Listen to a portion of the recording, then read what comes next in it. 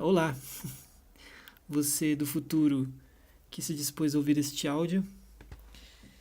É uma gravação de uma leitura que eu vou fazer aqui.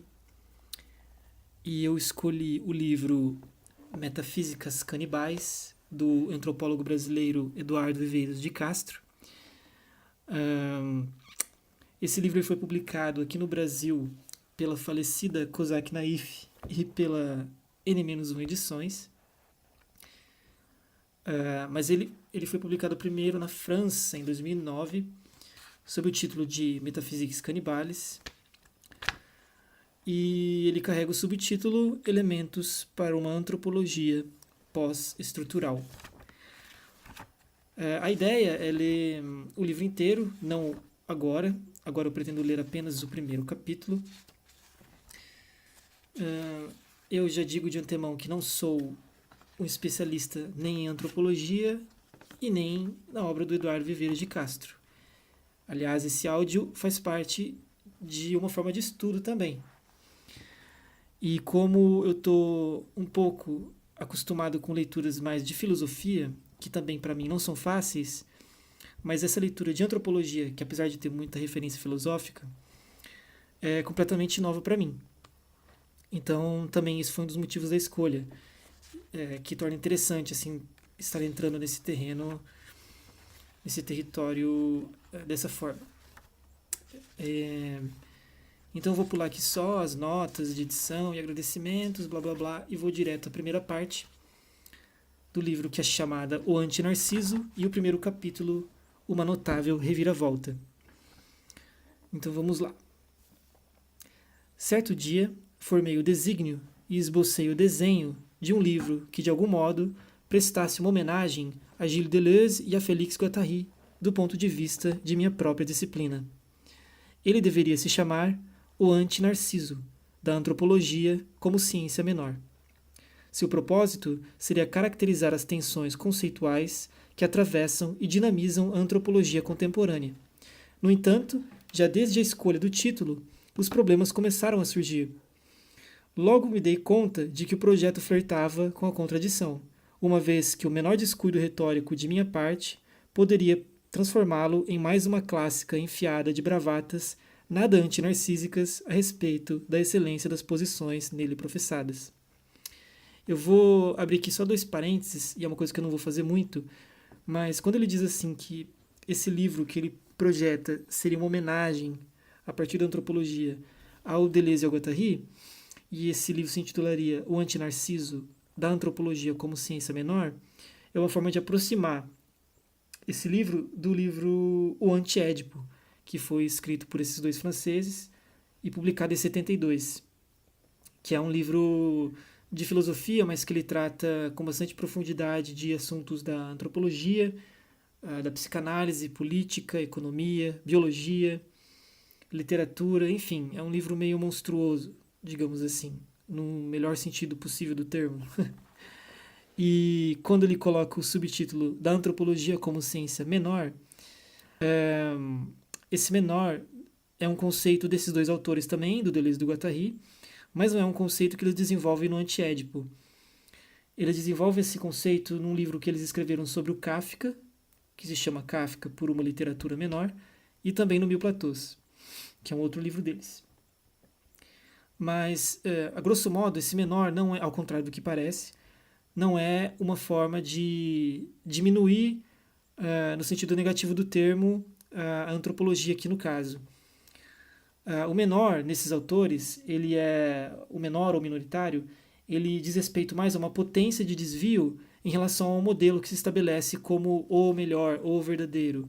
Então, por exemplo, quando eles falam que o Kafka ele faz uma literatura menor, é uma literatura minoritária em relação a uma literatura maior, a grande literatura, que o Kafka desvia disso. É, e ele é uma potência de transformação disso, de revolução disso. Então, quando ele coloca aqui que esse livro seria uma antropologia como ciência menor, é uma forma de defender uma antropologia a partir dessa ideia de potência de desvio em relação às ciências maiores.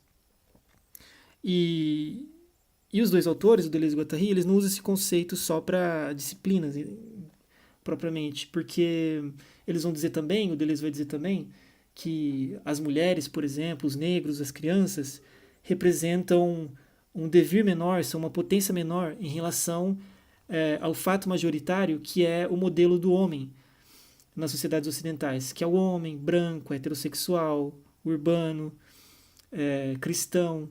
Então esse seria o modelo. E as mulheres, as crianças, os negros, etc., eles são potências na medida que se distanciam desse modelo, que traem esse modelo.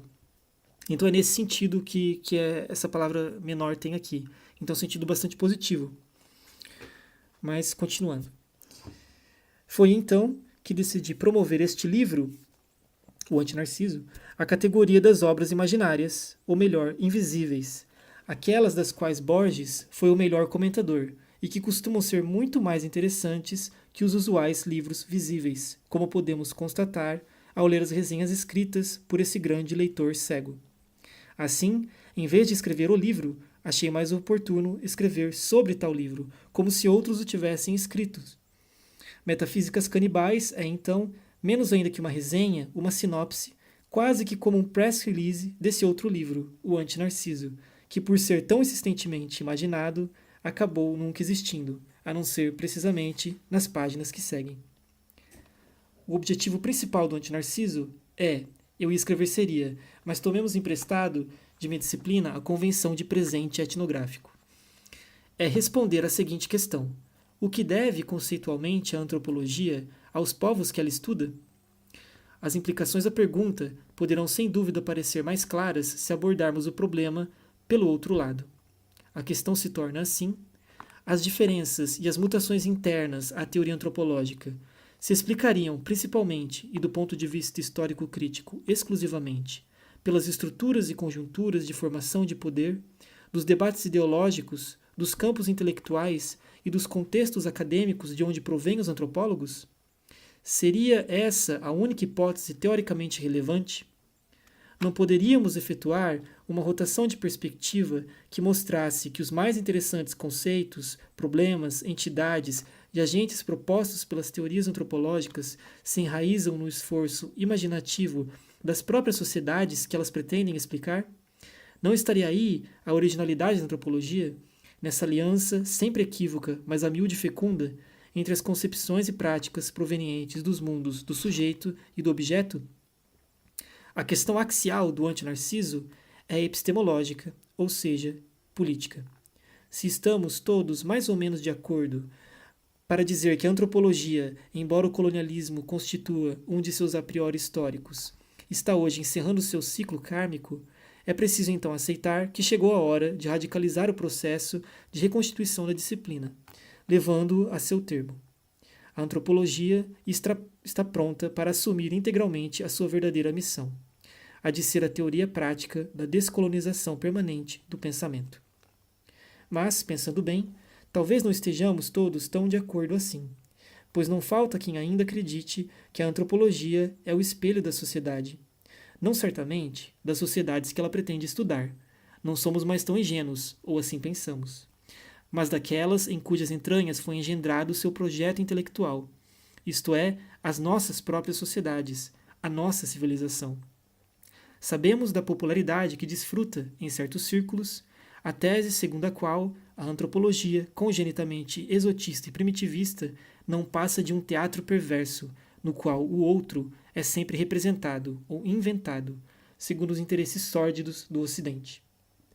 Nenhuma história, nenhuma sociologia consegue disfarçar o paternalismo complacente dessa tese, que reduz os assim chamados outros a ficções da imaginação ocidental, sem qualquer voz no capítulo. Duplicar tal fantasmagoria subjetiva por um apelo à dialética da produção objetiva do outro pelo sistema colonial é simplesmente acrescentar um insulto a uma injúria. Supor que todo o discurso europeu sobre os povos de tradição não europeia só serve para iluminar nossas representações do outro é fazer de um certo pós-colonialismo teórico a manifestação mais perversa do etnocentrismo. A força de ver sempre o mesmo no outro, de dizer que sobre a máscara do outro somos nós que estamos olhando para nós mesmos, acabamos por tomar atalho que nos leva ao que realmente, no fim e no fundo, nos interessa, a saber, nós mesmos. Uma verdadeira antropologia, ao contrário, citando Patrice Manigler, devolve-nos uma imagem de nós mesmos na qual não nos reconheceríamos. Pois o que toda experiência de uma outra cultura nos oferece é a ocasião para se fazer uma experiência sobre nossa própria cultura. Muito mais que uma variação imaginária, a introdução de novas variáveis ou conteúdos em nossa imaginação é a própria forma, melhor dizendo, a estrutura de nossa imaginação conceitual que deve entrar em regime de variação, assumir-se como variante, versão, transformação. É preciso tirar todas as consequências da ideia de que as sociedades e as culturas que são o objeto da pesquisa antropológica influenciam, ou para dizer de modo mais claro, coproduzem as teorias sobre a sociedade e a cultura formuladas a partir dessas pesquisas. Negá-lo significa aceitar um construtivismo de mão única, que, sob pena de autoimplosão, é forçado a desembocar na mesquinhez narrativa usual. Até o exato momento em que o autor da denúncia crítica se pôs a escrever, a antropologia sempre andou mal construindo seu objeto, mas a partir de agora fez-se a luz e ele começou a construí-lo corretamente.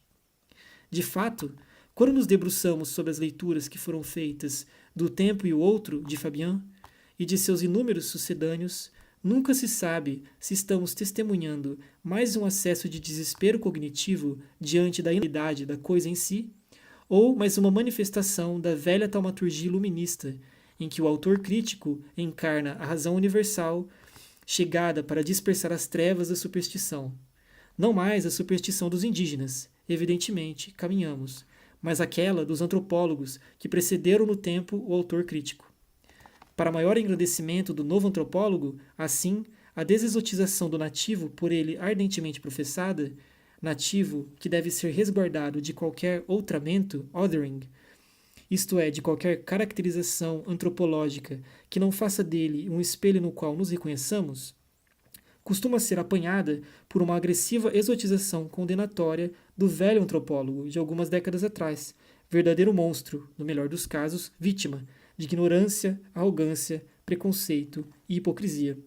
Proust, que sabia 2 ou 3 coisas sobre o tempo e sobre o outro, dizia que nada parece mais antigo ou bizarro que o passado recente. Bloquear esse tipo de reflexo epistemológico é um dos objetivos do anti-Narciso.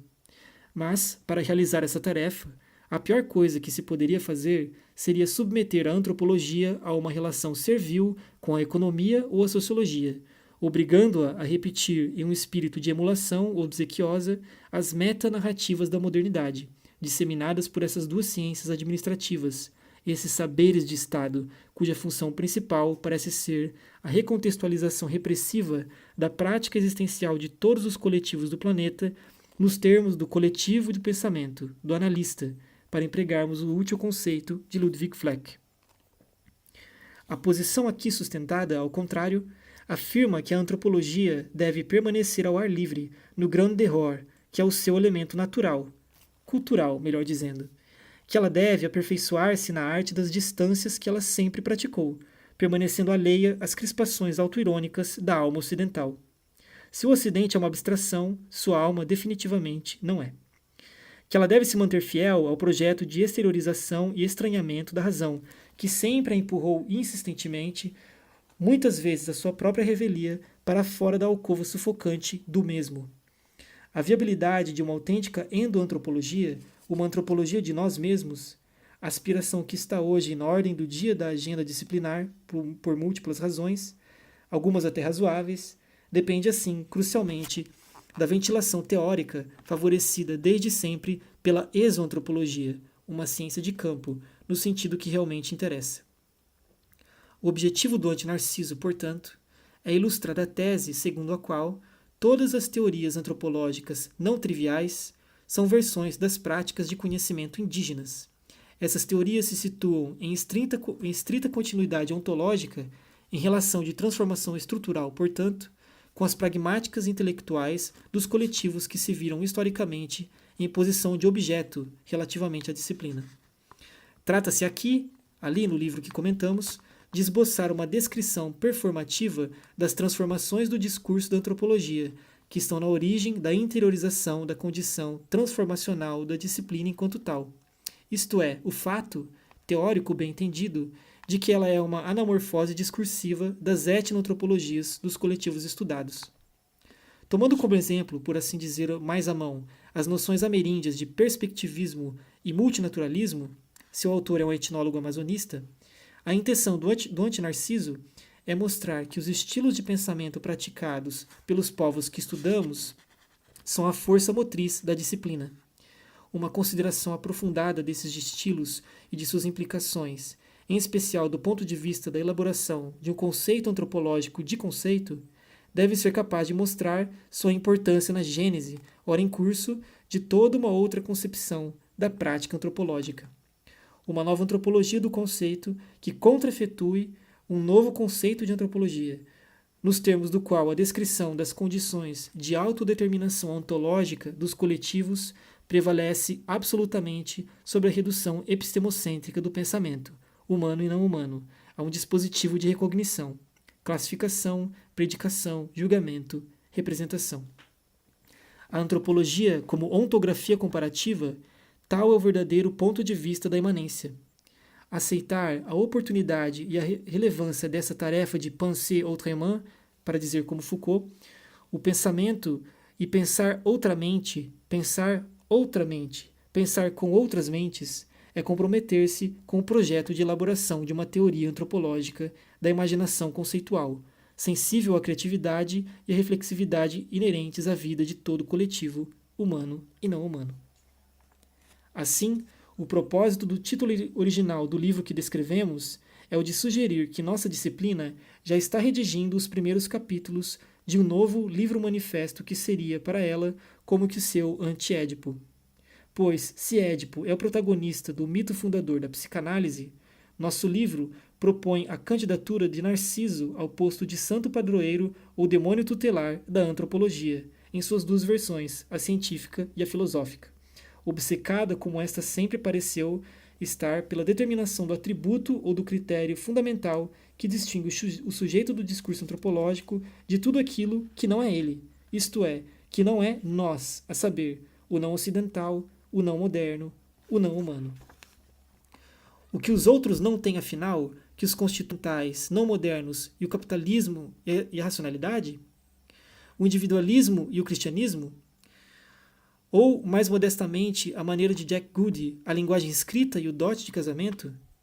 E quais seriam as ausências ainda mais gritantes, mais patentes, que constituiriam os outros como absolutamente outros, isto é, como não humanos, bestas, plantas, legião de viventes mantida à máxima distância do círculo narcísico do nós? A alma imortal? A linguagem? O trabalho? A Lichtung? A neotenia? A meta-intencionalidade? A escolha do freguês. Todas essas ausências, essas lacunas, se parecem bastante entre si, pois na verdade pouco importa, visto que o problema é justamente o problema, que contém a forma da resposta, a forma de uma grande partilha, de um mesmo grande gesto de exclusão que faz da espécie humana o análogo biológico do ocidente antropológico e vice-versa, com as outras espécies vivas e os outros povos humanos confundidos em uma comum alteridade privativa. Com efeito, perguntar-se sobre o que nos faz diferente dos outros, outras espécies ou outras culturas, pouco importa quem são eles, quando o que importa somos nós, já é uma resposta. Não se trata, portanto, de, por recusar a questão o que é próprio do homem, estar sugerindo que o homem não tem uma essência, ou que sua existência precede sua essência, que o ser do homem é a liberdade e a indeterminação e aí por fora. Trata-se de afirmar que a questão o que é o homem tornou-se, por razões históricas por demais evidentes, uma questão impossível de ser respondida sem solércia. Em outras palavras, sem que se siga repetindo que o próprio do homem é não ter nada de próprio, o que lhe daria, por feliz consequência, direitos ilimitados sobre todas as propriedades alheias. Resposta repetida há milênios dentro de nossa tradição intelectual, que justifica o antropocentrismo por tal impropriedade humana. O inacabamento, a finitude, a falta, são estigma que distinguem nobremente a espécie em benefício do restante do vivente. Há quem acredite. O fardo do homem, ser o animal universal. O animal para quem existe um universo.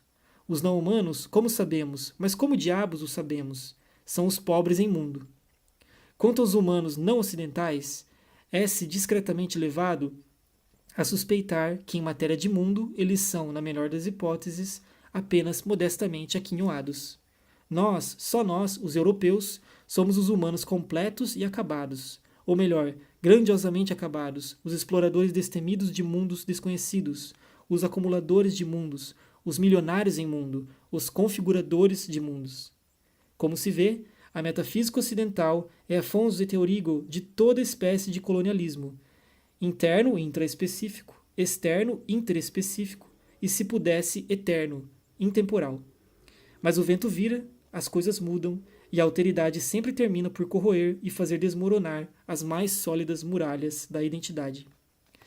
Mude-se então o problema, mudar-se-á a forma da resposta. Contra as grandes partilhas, uma antropologia menor fará proliferar as pequenas multiplicidades. Não o narcisismo das pequenas diferenças, mas o antinarcisismo das variações contínuas. Contra os humanismos consumados ou finalizados, um humanismo interminável, que recusa a constituição da humanidade como se uma ordem à parte, o império dentro de um império. Sublinho, proliferar a multiplicidade, pois não se trata, como lembrou oportunamente Derrida, de pregar a abolição da fronteira que une e separa linguagem e mundo, pessoas e coisas, nós e eles, humanos e não humanos.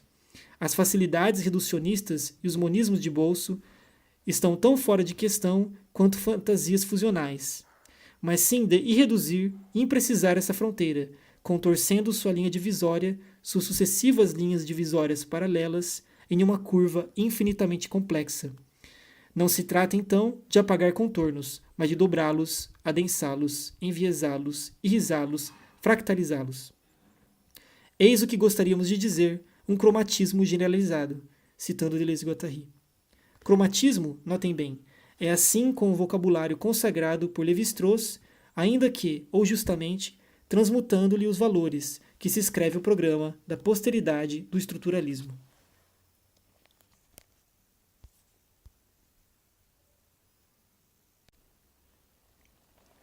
O rascunho do antinarciso começou a ser passado a limpo por alguns pensadores que são responsáveis por uma profunda renovação da disciplina. Embora se trate de autores conhecidos, sua obra ainda está algo longe de ter todo o reconhecimento e a difusão que merecem.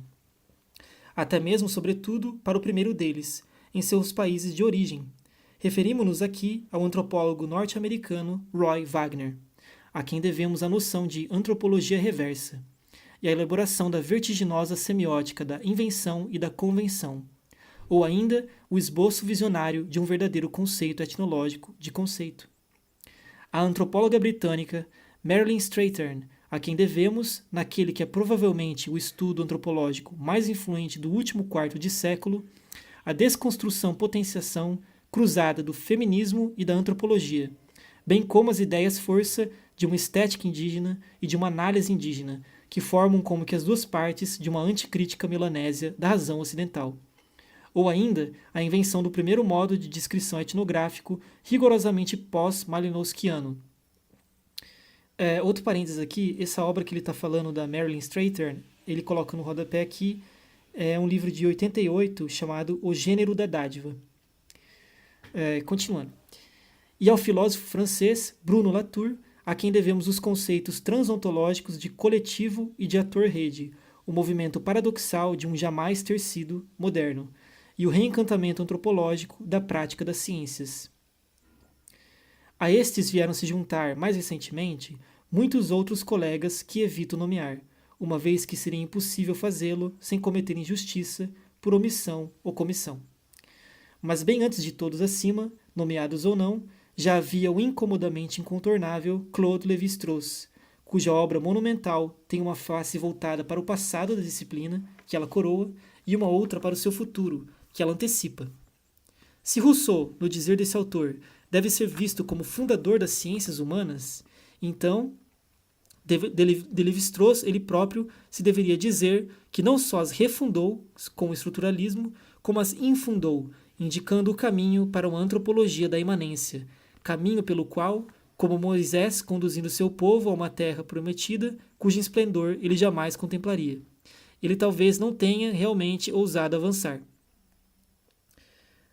Essa citação do Moisés aqui, ele coloca na nota do rodapé, que está na obra Introdução à obra de Marcel Mauss, do próprio Lévi-Strauss. Essa analogia com Moisés. Continuando. Ao definir o conhecimento antropológico como uma transformação da praxis indígena, citando Lévi-Strauss, a antropologia busca elaborar a ciência social do observado.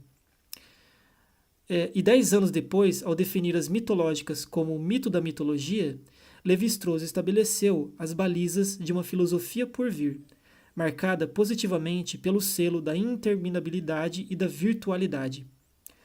Claude Lévi-Strauss, fundador do pós-estruturalismo. 10 anos atrás, no pós-fácil a um volume de L'Homme, consagrado ao balanço da herança estruturalista nos estudos de parentesco, o decano de nosso ofício fazia um comentário tão penetrante quanto decisivo, citando o Lévi-Strauss.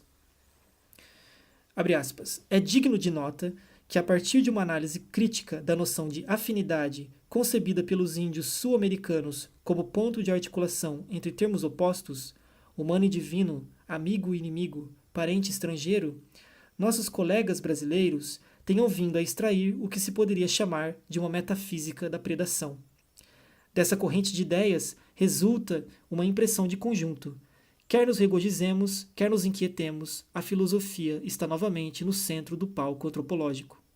Não mais a nossa filosofia, aquela de que minha geração queria se livrar com a ajuda dos povos exóticos, mas, em uma notável reviravolta, a deles. Fecha aspas. A observação resume com perfeição, como veremos, o conteúdo deste ensaio, escrito por um daqueles seus colegas brasileiros. De fato, os autores do Antinarciso não só adotamos como um de nossos eixos etnográficos esse uso rigorosamente metafísico que os índios sul-americanos fazem da noção de afinidade, como também iniciamos uma retomada do problema da relação entre, de um lado, as duas filosofias evocadas por Lévi-Strauss sobre o modo da não-relação, a nossa e a deles, e, de outro lado, essa filosofia por vir que o estruturalismo projeta. Pois trata-se, sem dúvida, de filosofia, quer nos regozijemos, quer nos inquietemos. Ou melhor, trata-se de restabelecer uma certa conexão entre antropologia e filosofia, por meio de uma nova problemática transdisciplinar, que se constituiu de ambos os lados da imprecisa fronteira entre estruturalismo e pós-estruturalismo. Naquele breve momento de efervescência e de generosidade do pensamento, no final dos anos 60, momento imediatamente anterior à Revolução Conservadora, que no curso das últimas décadas mostrou-se tão eficaz na tarefa de tornar o mundo, tanto do ponto de vista ecológico-atmosférico como político-policial, literalmente sufocante. Um duplo percurso, portanto. Iniciar uma leitura cruzada entre antropologia e filosofia, informada, por um lado, pelo pensamento amazônico. É essencial aqui não perdermos de vista os alicerces ameríndios do estruturalismo. E, por outro lado, pelo estruturalismo dissidente de Gilles Deleuze.